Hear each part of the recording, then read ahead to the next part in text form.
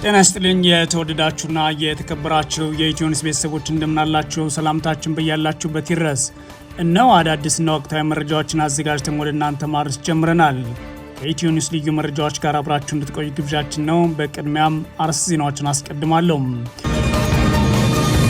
በአማራ ክልል የተለያዩ አካባቢዎች በአገዛዙ ጦርና ፋኖ ኃይሎች መካከል የሚደረገው ውጊያ በሜካናይዝድና አየር ኃይል ታግዞ መቀጠሉ ተሰምቷል። በክልሉ ወሎ፣ ጎጃም እና ጎንደር የተለያዩ አካባቢዎች በቀጠለው ውጊያ ከፍተኛ ሰብአዊና ቁሳዊ ጉዳት መድረሱን የመረጃ ምንጮች ተናግረዋል። በወሎ የአገዛዝ ጦር ከተማዋን በከባድ መሳሪያ መደብደቡም ተሰምቷል። በሌላ በኩል በወለጋ ፋኖ ባደረገው ውጊያ የአገዛዝ ጦር ተደምስሷል ሲል አርበኛ አስረስ ማረ ዳምጤ አስታውቋል። ዝርዝር ይዘናል። በኢትዮ ሱዳን ድንበር ኩርሙክ የተቀሰቀሰው ጦርነት እየተስፋፋ መሆኑ ተሰማ። የሱዳን ባለስልጣናት ኢትዮጵያ በኩርሙክ ከተማ ለተከፈተው ውጊያ ለአመፀኞች ድጋፍ እያደረገች ነው ሲሉም ከሰዋል። ጦርነቱ በምድርና በአየር የቀጠለ ሲሆን የተሳታፊ ኃይሎች ቁጥር እየጨመረ ሲገኝ ከኢትዮጵያ የተለያዩ ግዛቶች የሚነሱ ኃይሎች በጦርነት ውስጥ ዋና ተሳታፊ መሆናቸውም ሰምቷል። ዝርዝር ይዘናል። ፓኪስታን አሜሪካና ኢራን የሚያደርጉትን ድርድር ልታስተናግድ ነው ተባለ። ይህ ከጅምሩ ማወዛገብ የጀመረው የአሜሪካና የኢራን ድርድር እስራኤል በበጎ አላየሁትም ብላለች። የእስራኤል ባለስልጣናት ታዲያ አሜሪካ ከኢራን ጋር የምታደርገውን ድርድር የሚሳካ አይደለም በማለት ሙግት ጀምረዋል። እስራኤላውያን በዋናነት ዓላማቸው በኢራን ላይ ውጊያው እንዲቀጥል ነው የሚሉ ትችቶችም ተሰምተዋል። በመካከለኛው ምስራቅ ባለው ጦርነት ምክንያት በኬንያ የሚገኙ የነዳጅ ማደያዎች የአቅርቦት እጥረት እንደገጠማቸው ተሰማ። በኢራን ጦርነት ምክንያት በመቶዎች የሚቆጠሩ ነዳጅ አከፋፋዮች የአቅርቦት እጥረት እንደገጠማቸው መሆኑን የኬንያ የግል ነዳጅ ቸርቻሪዎች ማህበር ለሮይተርስ አስታውቋል። የተወደዳችሁና የተከበራችሁ የኢትዮኒውስ ቤተሰቦች አብራችሁ ውስጥ ቆዩ። እነዚህና ሌሎች ትሰማላችሁ። መልካም ቆይታ ይሁንላችሁ። በአማራ ክልል የተለያዩ አካባቢዎች በአገዛዝ ጦርና ፋኖ ኃይሎች መካከል የሚደረገው ውጊያ ዛሬ በሜካናይዝድና አየር ኃይል ታግዞ በርትቷል። በክልሉ በተለይም በወሎ፣ ጎጃምና ጎንደር የተለያዩ አካባቢዎች በቀጠለው በዚህ ውጊያ ከፍተኛ ሰብአዊና ቁሳዊ ጉዳት ደርሷል። በወሎ በተለይም የአገዛዝ ጦር ከተማዋን በከባድ መሳሪያ መደብደቡም ተሰምቷል። በወለጋ ደግሞ ፋኖ ባደረገው ውጊያ የአገዛዝ ጦር ተደምስሷል ሲል አርበኛ አስረስ ማረ አስታውቋል። በክልሉ ጎንደር ቀጠና ዳባት ወረዳ አረጃን አካባቢ በተደረገው ውጊያ የፋኖ ኃይሎች ድል ማድረጋቸውን አስታውቀዋል። መጋቢት 14 2018 ዓ.ም ከዳባት ከተማ ቅርብ ርቀት አረደጃን ቀርሃ ላይ የፋኖ ኃይሎች በወሰዱት እርምጃ ከ30 በላይ የአገዛዝ ጦር አባላት የሞትና የአካል ጉዳት እንደደረሰባቸው ነው የአማራ ፋኖ ብሔራዊ ንቅናቄ በላይ ዘለቀ እዚህ አስታወቀው። በውጊያው በርካታ የጦር መሳሪያዎች በፋኖ መቁሰዳቸውም ታውቋል። በተመሳሳይ በማዕከላዊ ጎንደር ዞን አለፋ ወረዳ 3ኛ ቀኑን በያዘው ከባድ ውጊያ ከፍተኛ ሰብአዊና ቁሳዊ ጉዳት መድረሱን የተሰማው የአገዛዙ ጦር በሜካናይዝድና በአየር ኃይል ታግዘው በተለያዩ አቅጣጫዎች ወደ ሻውራ ከተማ የከፈተው ውጊያ ከፍተኛ ጉዳት አርሷል። የፋኖ ኃይሎች በአምቿ አጸደ ማርያምና ድኩል አርባ አካባቢ በከፈቱት ጸረ ማጥቃት በአገዛዝ ጦር ላይ ከፍተኛ ጉዳት ደርሶበታል ሲሉ አስታውቀዋል። የአማራ ፋኖ ብሔራዊ ንቅናቄ በላይ ዘለቀ እዝና ጎንደር ጠቅላይ ግዛት እዝ በጋራ በመሆን በከፈቱት የአጸፋ ውጊያ በርካታ የአገዛዙ መከላከያ አድማ ብተናና ሚሊሻ አባላት መገደላቸውን ነው አፋብን ያረጋገጠው። በውጊያው የፋኖ አባላት ላይ ጉዳት ተመዝግቧል ተብሏል። የአገዛዙ ጦር ከደልጊ፣ ከገለጎ፣ ቁንዝላ አቅጣጫ ለ3 ተከታታይ ቀናት በሜካናይዝድና በአየር ኃይል ውጊያ ካደረገ በኋላ ዛሬ 2 መጋቢት 15 2018 ዓ.ም የአካባቢ የብልጽግና አመራሮችን አጅቦ ወደ ሻውራ ከተማ መግባቱን የኢትዮኒውስ የመረጃ ምንጮች ተናግሯል። የአገዛዙ መከላከያና የብልጽግና አባላት ወደ ሻውራ ከተማ የገቡት ከ40 ቀናት በኋላ መሆኑ ነው የመረጃ ምንጮች አክለው የተናገሩት። በተመሳሳይ በክልሉ ወሎ ቀጠና የተለያዩ አካባቢዎች በአገዛዙ ጦርና ፋኖ ኃይሎች መካከል የሚደረገው ውጊያ ተባብሶ መቀጠሉን የተሰማው በአማራ ሳይንት ወረዳ ከመጋቢት 13 2018 ዓ.ም የተከፈተው ውጊያ ለተከታታይ ቀናት መቀጠሉን የመረጃ ምንጮች ተናግሯል። በአማራ ሳይንት ወረዳ ከመጋቢት 13 2018 ዓ.ም ጀምሮ የተከፈተው ውጊያ ለተከታታይ ቀናት መቀጠሉን የፋኖ የመረጃ ምንጮች ለኢትዮኒውስ ተናግሯል። በተለይም በወረዳዋ ቆተት ቀጠና የቀጠለው ውጊያ በከባድ መሳሪያ የታገዘ ነው ተብሏል። በቀጠናው በቀጠለው ውጊያ ጥቂት የፋኖ አባላት መጎዳታቸውን የተናገሩት የመረጃ ምንጮች አገዛዙ በአካባቢ በንጹሃንና ንብረት ላይ መጠነ ሰፊ ግፍ እያረሰ ነው ሲሉም አክለው ተናግረዋል። የፋኖ ኃይሎች በተንታ ወረዳ በከፈቱት ውጊያ ደግሞ የአገዛዙ ጦር ላይ ከባድ ጉዳት መድረሱን ነዋሪዎች ተናግረዋል። መጋቢት 14 2018 ዓ.ም በተንታ ወረዳ ተንታ ሚካኤል ከተማ የፋኖ ኃይሎች ከጠዋት ጀምሮ በመግባት በአካባቢው የሚገኙ የአገዛዙ ጦር ጋር ውጊያ ሲያደርጉ ውለዋል ያሉት ነዋሪዎቹ በውጊያው የአገዛዙ ጦር ከፍተኛ ጉዳት ደርሶበታል። ሆኖም መከላከያ ባጸፋ በከተማዋ ላይ ከባድ መሳሪያ መተኮስ መኖሪያ ቤቶችን አውድሟል ሲሉም ተናግሯል። የአገዛዙ መከላከያ ተንታ ከተማ በከባድ መሳሪያ መደብደቡን ተከትሎ የፋኖ ኃይሎች ከተማዋን ለቀው ወጥተዋል ያሉት ነዋሪዎቹ እንዴት መከላከያ መኖሪያ ቤቶችን በከባድ መሳሪያ ወድሟል ሲሉ በመጠየቅ ቅሬታቸውን አሰምተዋል። የአማራ ፋኖ ብሔራዊ ንቅናቄ ምኒልክ ዘበኩሉም የፋኖ ኃይሎች መጋቢት 14 2018 ዓ.ም ንጋት በጀመረው ውጊያ ተንታ ከተማና ዙሪያውን በመሸገው የአገዛዝ ጦር ላይ ድል ተቀዳጅተዋል ሲል አስታውቋል። በውጊያው አንድ ሻለቃ ሙሉ የአገዛዝ ጦር አልቋል ነው ያለው አፋብን ምኒልክ። የአገዛዝ ጦር ከጊምባ ከተማ ተጨማሪ ከባድ መሳሪያ በማስገባት በከተማዋ ነዋሪዎች ላይ ድብደባ ማድረጉን ተከትሎ ለነዋሪ ደህንነት ሲባል ፋኖ ከተማዋን መልቀቁን አፋብን አክሎ አስታውቋል። በቀጠናው ሰሜን ወሎ ዞን ከጋሽና ከተማ ወደ ስታይሽ አቅጣጫ ሲጓዝ በነበረ የአገዛዝ ጦር ላይ በተከፈተው ውጊያ በርካቶች መገደላቸውን የፋኖ ኃይሎች አስታውቀዋል። በዚህም የፋኖ ኃይሎች ደፈጣ ይዘው በከፈቱት ውጊያ ከ50 በላይ የአገዛዝ ጦር አባላት ጉዳት እንደደረሰባቸው የአማራ ፋኖ ብሔራዊ ንቅናቄ ምኒልክ አስታውቋል። በክልሉ በተለይም ጎጃም ቀጠና ደግሞ የፋኖ ኃይሎች ወደ ከተሞች በመግባት በከፈቱት ተኩስ የአገዛዝ ጦር አባላት መገደላቸውን የፋኖ የመረጃ ምንጮች ተናግረዋል። በሰሜን ጎጃም ዞን መራዊ ከተማ የፋኖ ኃይሎች ሰርገው መግባት ባደረሱት ጥቃት 5 የሚሊሻ አባላት ሲገደሉ ሌሎች ደግሞ ቆስለዋል ያሉት የመረጃ ምንጮች በተመሳሳይ በዞኑ ይልማና ዴንሳ ወረዳ ሰላምና ደህንነት ኃላፊ በተኮሰባቸው ጥቃት መገደላቸውም ተሰምቷል። ይህ በእንዲህ እንዳለ በአማራ ፋኖ ብሔራዊ ንቅናቄ የመራው የአማራ ፋኖ በወለጋ መጋቢት 14 2018 ዓ.ም በወለጋ ባደረገው ውጊያ በአገዛዝ ጦር ላይ ድል መቀዳጀቱን የአፋብን ህዝብ ግንኙነት ኃላፊ አስረስ ማረዳምጤ አስታውቋል። በፋኖ ውጊያ የአገዛዝ ጦር ማዕከላዊ ዕዝ 101ኛ ህዳሴ ኮር 33ኛ አባይ ሻለቃ ተደምስሷል ያለው አርበኛ አስረስ ማረዳምጤ በይፋ ገጹ ባሰራጨው መረጃ ነው። በወለጋ ጊዳና አያና ጉደያ ቢላ ወረዳዎች በተደረገ በዚህ ውጊያ በርካታ የቡድንና የነፍስ ወከፍ ትጥቆች በፋኖች ገብተዋል ያለው የአፋብን የህዝብ ግንኙነት ኃላፊ አስረስ ማረዳምጤ በውጊያው በፋኖ ኃይሎች የተማረኩ የአገዛዙ መከላከያ አባላት መኖራቸውንም በምስል አስደግፎ ይፋ አድርጓል። በኢትዮ ሱዳን ድንበር ኩርሙክ የተቀሰቀሰው ጦርነት እየተስፋፋ መሆኑ ተሰማ። የሱዳን ባለስልጣናት ኢትዮጵያ በኩርሙክ ከተማ ለተከፈተው ውጊያ ለአመፀኞች ድጋፍ እያደረገች ትገኛለች፣ በጦርነት ውስጥ እየተሳተፈች ነው ሲሉ ከሰዋል። ጦርነቱ በምድርና በአየር የቀጠለ ሲሆን የተሳታፊ ኃይሎች ቁጥርም እየጨመረ ይገኛል።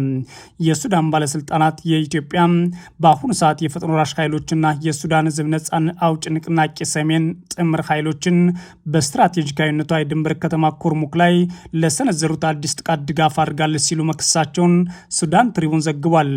የዜና ምንጩ የጠቀሰው የሱዳን መንግስት ባለስልጣን እንደገለጹት የብልጽግናው አገዛዝ ከሁለቱ አማጽያን ቡድን ጋር ትስስር ያላቸውን ታጣቂዎች በግዛቱ በኩል እንዲንቀሳቀሱ በመፍቀድ ጥቃቱን ደግፋለች ብሏል። ምንጩ አክሎም ታዲያ የጦር ተሽከርካሪዎች ከኢትዮጵያ ሱሳ ተነስተው ጥቃቱ ከመሰንዘራቸው በፊት ወደ ድንበር አካባቢዎች መጓዛቸውን ሰምተናል ብሏል። በኩምሩክ ዙሪያ ውጊያው ተጠናክሮ የቀጠለ ሲሆን በርካታ ግንባሮች ግጭቶች እየተካሄዱ ሲሆን የኢትዮጵያ ብልጽግና አገዛዝ ጦርም ከከተማዋ ኢትዮጵያን ለቀው እንዲወጡ በትላንትናው ዕለት መጋቢት 14 2015 ዓ.ም መወሰኑን መዘገባችን ይታወቃል። የሱዳን ህዝብ ነጻ አውጪ ንቅናቄ ሰሜን ከከተማዋ 20 ኪሎ ሜትር ርቀት ላይ በምትገኘው ጁሩት አቅራቢያ የሱዳን ጦር ክፍሎችን መደምሰሱን የጦር መሳሪያዎችን መማረኩንና መኮንኖችን በቁጥጥር ስር መዋሉን ገልጿል። ሌሎች ወታደሮችም ወደ ኤዳማዚን ማፈግፈጋቸውን ወቅልኝ ብሏል።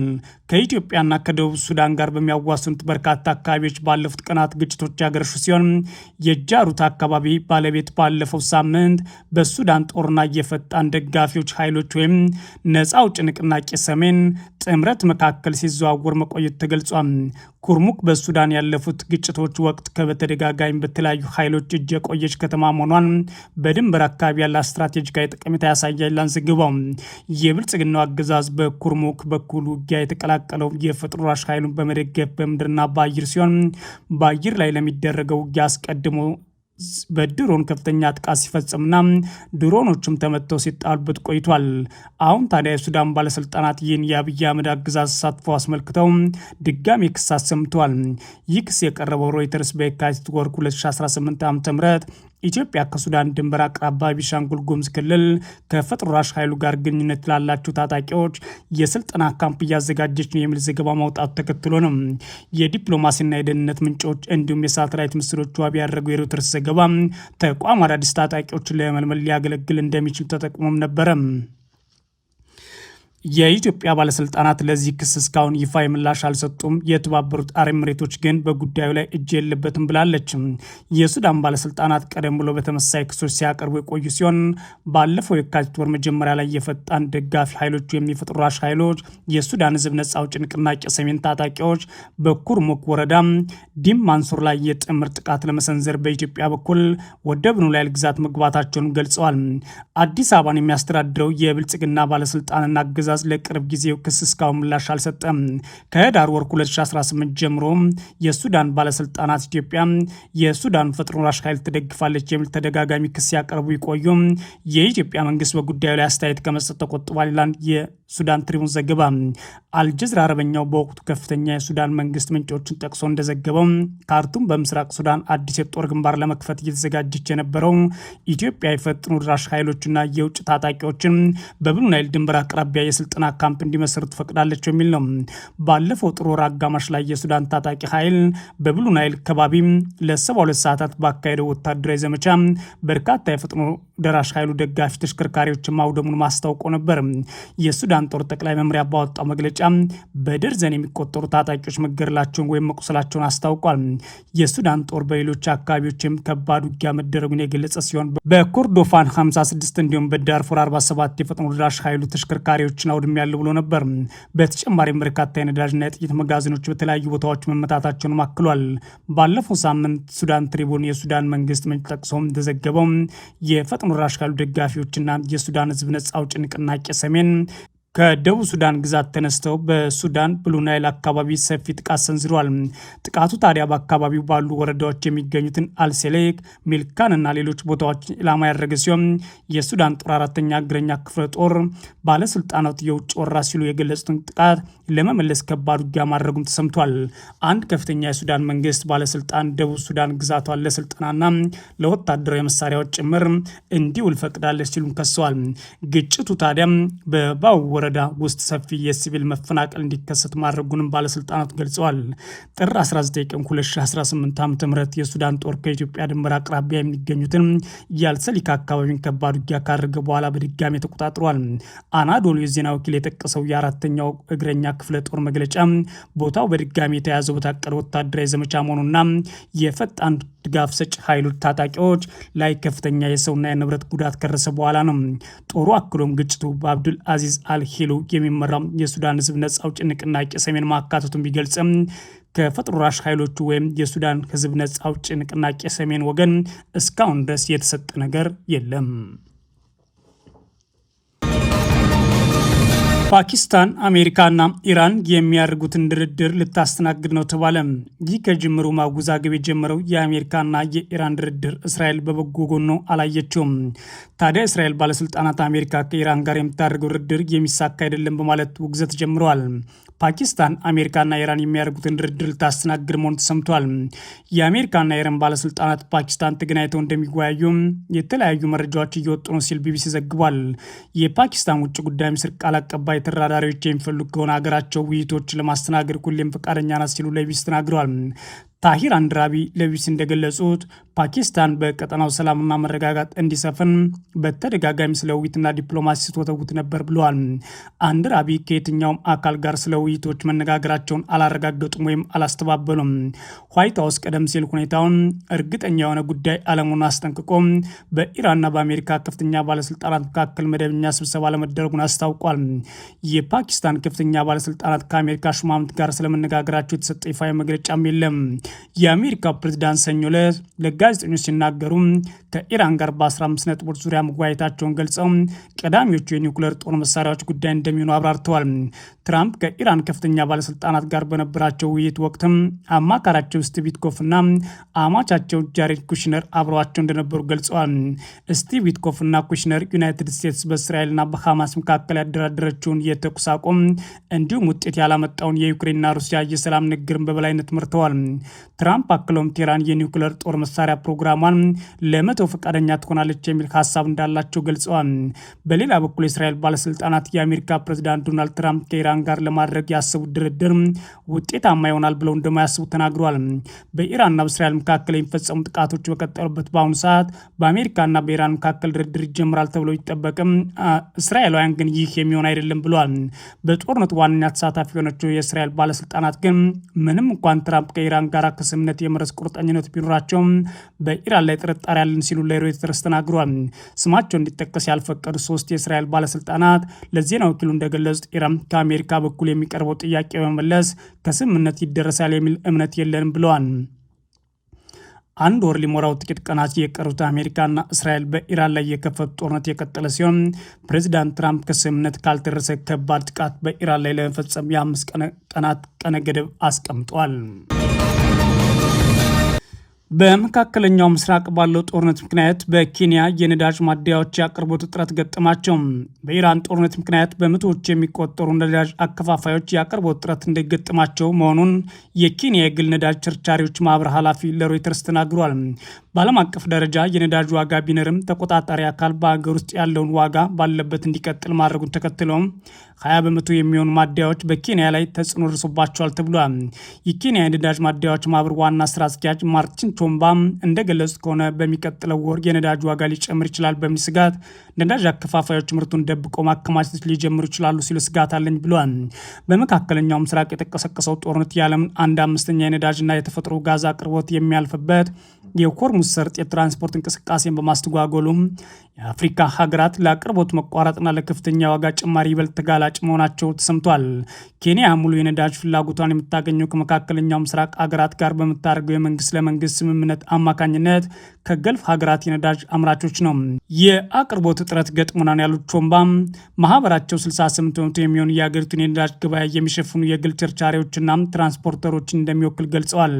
እስካሁን ካሉት 3100 ገደማ ቸርቻሪዎች ውስጥ 20 በመቶ የሚሆኑት ተጎድተዋል። በመካከለኛው ምስራቅ ያለው ውጥረት የሚቀጥል ከሆነ በሚቀጥሉት 2 ሳምንታት ውስጥ በአብዛኛው ማደያዎች ነዳጅ በማጣራት ሙሉ ቀውስ ውስጥ እንገባለን ብለዋል።